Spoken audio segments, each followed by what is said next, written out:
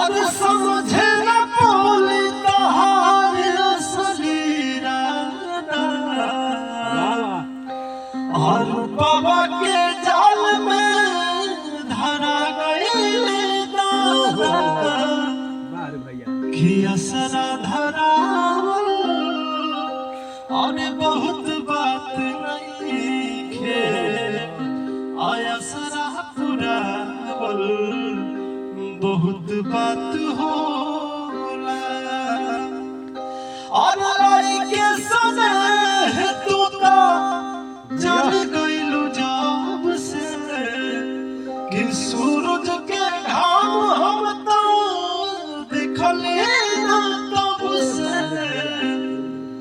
कि सनिया लगावल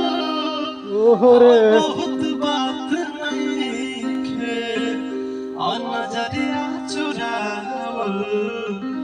बहुत बात होला। जिया